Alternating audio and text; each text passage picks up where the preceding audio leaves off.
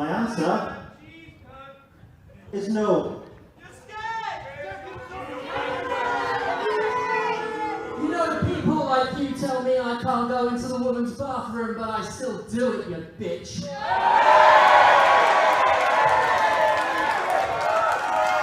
Get him, Town Commander! You can say yes when I make you. All roads lead to Stephanie fucking Sterling.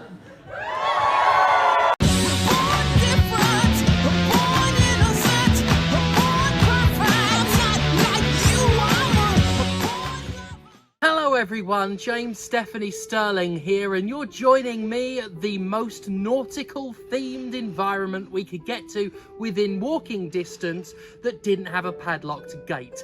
Hello, how are you? Today we're going to be talking about art, or rather we're going to be talking about video games, the opposite of art.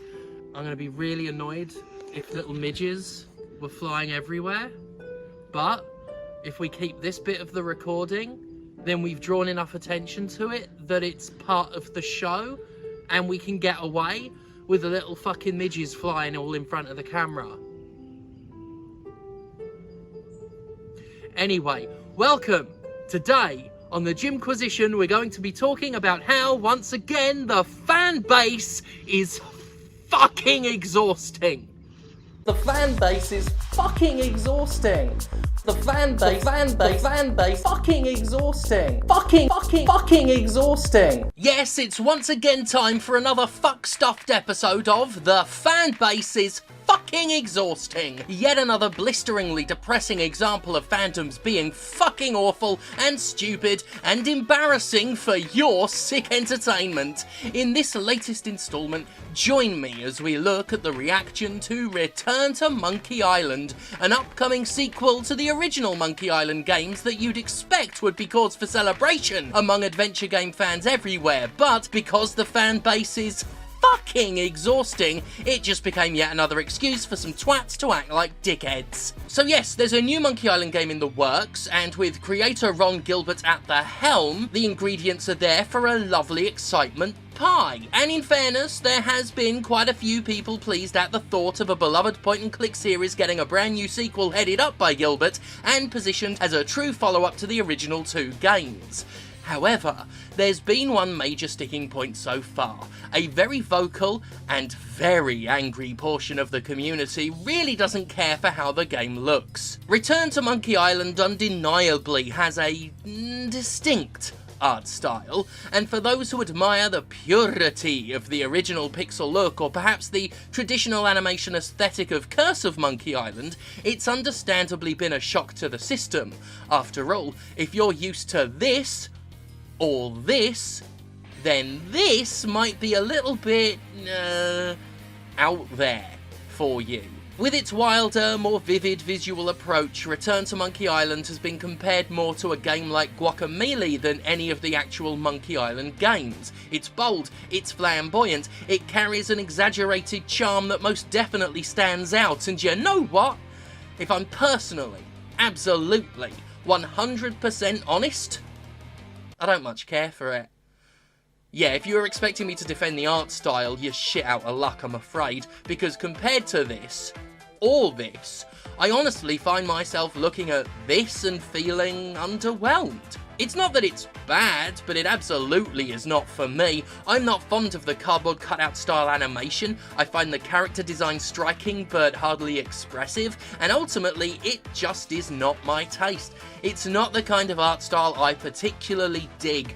Personally, I have a far greater affinity for Curse's cartoony art style than this over-stylized design. And that's fine, you know?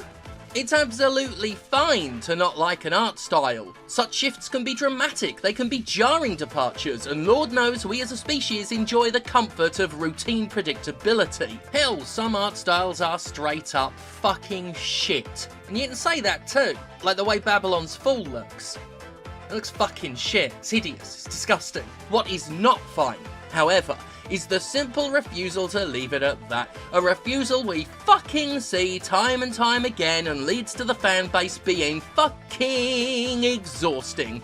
Because it wasn't enough for a subsection of nerds to just not like the way the game looks. Oh no, no. They had to take it too fucking far, because video game discourse just ain't allowed one tiny modicum, one goddamn fucking iota of chill, can it? God damn it. No, once again, a collection of utter fucking rifles took it upon themselves to get vicious with it, because they were seemingly raised on the belief that they can kick and scream and bully, just outright bully and abuse other people into giving them exactly what they want, exactly how they want it. Even if you haven't heard this latest controversy before now, you know what happened already, right? I mean, you knew the moment this video started, because it happens time and time and time and time and time and time and time a fucking again. Yes, enough of the fucking gamers took their dislike too fucking far and went on the literal and figurative offensive, harassing and dogpiling the creators rather than simply registering their distaste for the art style and fucking leaving it at that. Angered fans have been attacking the game since it was first revealed, with most of the rage reserved for how it looks, and then people just kept going and going and going. On his blog, Ron Gilbert has been having to play defense regarding the art style for some time, such as a post in May where he explained that while the new art style may not have been what everyone wanted, it was what he, as creator, wanted. Now, for a community that often uses artists' vision as an excuse to be angry at changes made to games for taste and decency, the gaming community sure does have a track record of disregarding the actual visions of actual artists. It would seem the negativity got too much for Gilbert, who this past week pledged to no longer talk about Monkey Island following sustained abuse from among the fandom. "I'm shutting down comments," he explained in his recent post. "People are just being mean and I'm having to delete personal attack comments. It's an amazing game and everyone on the team is very proud of it. Play it or don't play it, but don't ruin it for everyone else. I won't be posting any more about the game. The joy of sharing has been driven from me." Now, speaking as someone who has been sharing things about themselves online for over 10 years now, I have to say I absolutely do relate to that last part. It's not everyone, in fact it's often not most people, but there's always enough sour, salty, empty little brats who lack the self-regulation enough to simply disagree and let it be. It always has to be a fight, a war, an attack, and for those people it always ends up being over the most inconsequential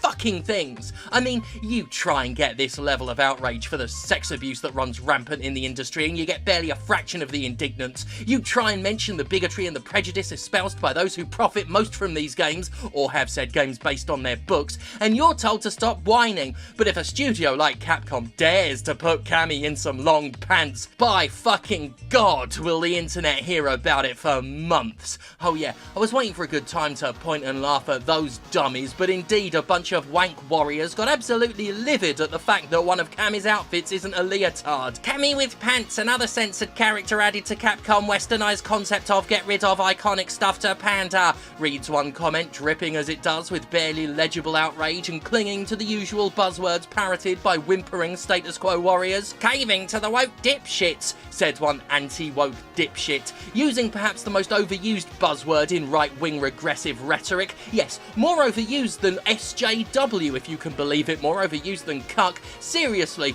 maybe it's just me, but is woke like the worst one of the lot? Of all the bullshit these Tory-manipulated suckers regurgitate, has there been a more annoyingly pointless and mindlessly recycled insult as woke? I mean, it has the exact same definition of SJW, i.e. literally anything I don't like, but the way they've run it into the ground is a new level of fucking ridiculous, even for them. There can be very little else than contempt reserved for someone who literally gets offended at a woman covering her legs like some sort of bizarre anti-Victorian. I mean, Jesus Christ, these people call lefties like myself easily offended or triggered, but then, without a shred of self-awareness, they burst into tears because a cartoon they like masturbating over put some fucking pants on. And we're supposed to believe that the self-styled anti-woke mob is the logical and rational alternative to those oversensitive, over-emotional progressives. Don't make me fucking laugh. Not that anyone upset over Cammy's furtive thighs has ever experienced enough emotional fulfillment to even know what laughter actually is. It should go without saying, but I'll say it anyway, that preemptive outrage over a game simply because of its art style doesn't have historic precedence for looking fucking good in the aftermath. Need I remind you of the initial reaction to one of the finest games ever made, and touted by many, including myself, as the best Legend of Zelda game ever made, The Wind Waker? If you were too young to recall that one, then first of all, what's it like not being as close to death as me, you fucking youthful bastard? And second of all, let's just say that the shift from darker, more quote-unquote realistic art style to bright, vibrant, cel-shaded whimsy was fucking loathed by fans when it was first unveiled. Of course, these days the resistance to such a beloved and memorable game looks silly, sort of, and it should have provided a lasting example of how books shouldn't be judged by their covers. The Wind Waker is the favourite of many a Zelda fan, and even those who don't place it as number one would almost certainly count it among the finest. If everyone had written it off just because it shifted art style at the creator's behest, well, it would have been a goddamn tragedy, right? People just assumed things about the game based on its art, assumed it would be a lesser game, assumed its tone wouldn't fit the series, assumed it'd be a step back for Zelda. People were wrong. These days, discussion of the game barely, if ever, acknowledges the original reaction, almost as if the presumptive outrage truly didn't matter in the end. That ultimately, people were being pissed off for pissed-offedness' sake. Now, I don't know if Return to Monkey Island will be a good game or not. None of us do. That's kinda the point. Visuals can enhance and can definitely detract from one's enjoyment, I fully acknowledge that, and while some of my favourite games have been ugly as fucking sin, I think it's fair to be less excited for any game that doesn't look visually appealing to you. But as I've said for years, once your criticism enters the realm of harassment, you lose any right to expect a decent discussion or indeed anything other than scorn. Guybrush Threepwood's voice actor, Dominic Armato, pretty much nailed it in his response to the whole thing. Whatever you want Monkey Island to be, I'm going to go out on a limb and suggest that making this a chore rather than a joy for the devs is the quickest way to ensure it won't be anything for anybody. And really, that's what it all comes down to, right? Video game companies like Activision and Ubisoft do enough to suck the joy out of making games from artists. Maybe that's an awful job best left to the pros. They're everywhere. They're on me. There's more. How have more arrived? They can smell that we want them to not be here. You said you blew tobacco in the air and said that they would go, they would disperse. You've attracted them, you fool. They don't like smoke. These ones do. In fact, you've given them a taste for it. Ah, great. Now they're addicted. Smoking kills. That's really what the Jimquisition has always been about. If this show teaches you anything, it's that... And now the fucking gulls have joined in. I've got to get that studio. Fucking hell, thank God for me and all the fuck here.